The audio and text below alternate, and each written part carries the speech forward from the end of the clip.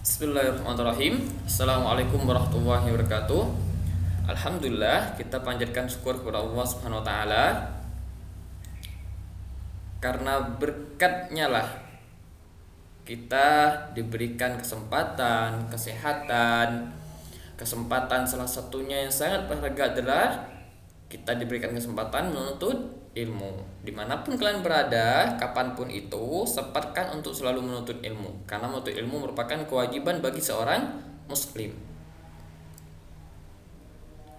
Talabul talabul talabul ilmu fardhatun ala kulli muslim. Menuntut ilmu itu wajib bagi setiap muslim. Baik, kita akan bahas tentang kisah Nabi Nuh alaihi salam, di mana pelajaran ini merupakan pelajaran yang ke-13. Insya Allah ini merupakan pelajaran yang terakhir.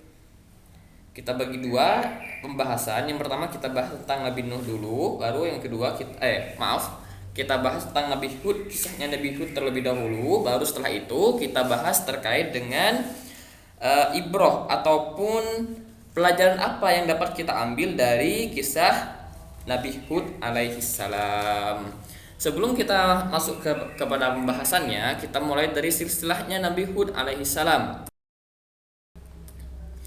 Kisah Nabi Hud alaihi salam, Nabi Hud merupakan salah satu dari Nabi Allah. Jadi Nabi Allah itu salah satunya ini adalah Nabi Hud. Beliau adalah putra dari Salah bin Al-Fashad bin Sam bin Nuh. Jadi Nabi Hud ini bersambung kepada Nabi Nuh, yang mana Nabi Nuh ini merupakan peradaban manusia yang kedua. Nanti kalau kalian belajar bagaimana peradaban yang kedua, nanti kalian akan belajar terkait dengan kisah-kisah dari Nabi Nuh, yang terjadinya air bah. Sebelum itu ada kisah dari Nabi Idris, baru sebelum itu ada Nabi Adam. Setelahnya seperti itu.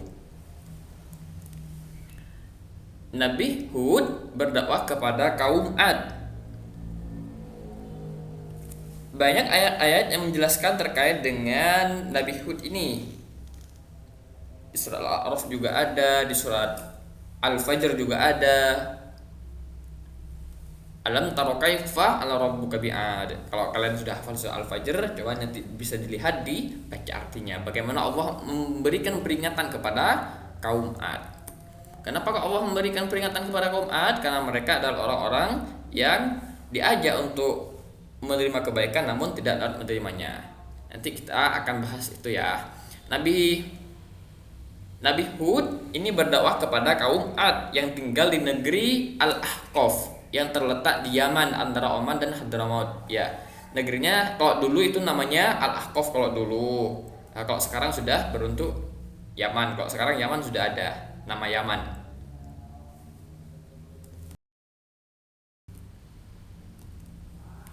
Kelebihan kaum Ad. Kaum Ad ini banyak mempunyai kelebihan yang Allah berikan kepada mereka. Apa saja kelebihannya? Allah memberikan karunia kepada mereka kepandaian dalam bercocok tanam.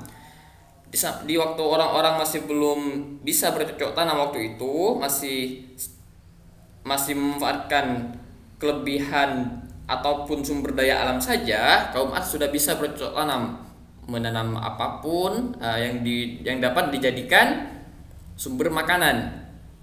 Karena tempat mereka tanahnya subur, serta mereka mampu membuat gedung-gedung dan istana yang sangat megah serta tiang-tiang yang tinggi. Yang pada waktu itu belum ada peralatan modern seperti sekarang. Masih manual semuanya. Akan tetapi mereka sudah mampu membuat gedung-gedung dan istana-istana. Ini merupakan kelebihan yang Allah memberikan kepada kaum Ad. Banyak kelebihan-kelebihan yang Allah berikan kepada kaum Ad, mulai dari kepandaian bercocok tanam, tanah yang subur, kepandaian dalam membuat bangunan. Ini merupakan kelebihan yang Allah berikan kepada mereka. Namun dari kelebihan-kelebihan tadi itu menjadikan mereka sombong dan melupakan agama Allah. Bahkan mereka itu menyembah berhala. Siapa saja berhalanya yang disembah? Ada yang bernama Sod, ada Samud, ada Hara. Yang mereka sembah ini nama-nama berhala. Mereka melupakan Allah. Oleh karena itu, Allah mengutus Nabi Hud untuk mengajak kaum Ad agar meninggalkan berhala dan kembali menyembah Allah. Jadi Allah mengutus Nabi Hud supaya mendakwahi kaum Ad supaya mereka kembali menyembah Allah.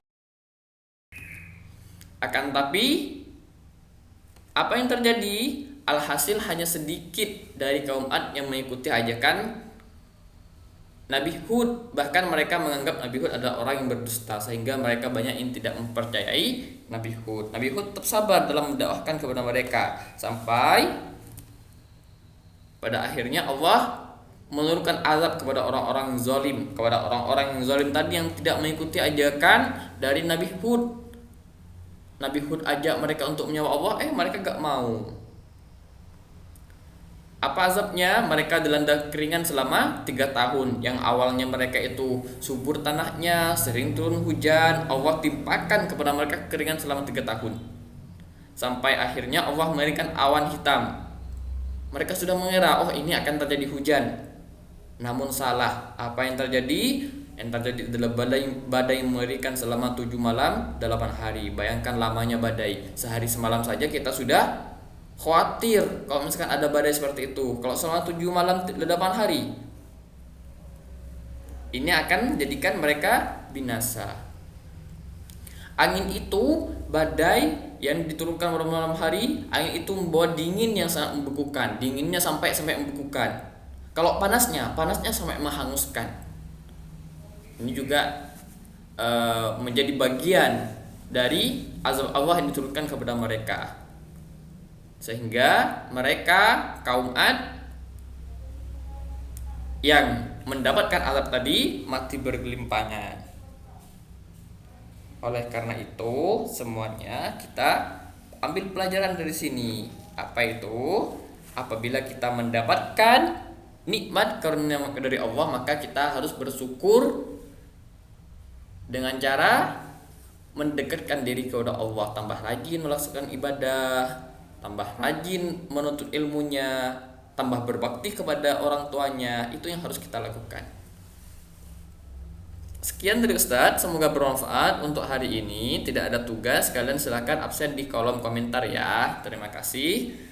Subhanakallahumma bihamdika, asyhadu an la ilaha illa anta, astaghfiruka wa atubu ilaik. Assalamualaikum warahmatullahi wabarakatuh.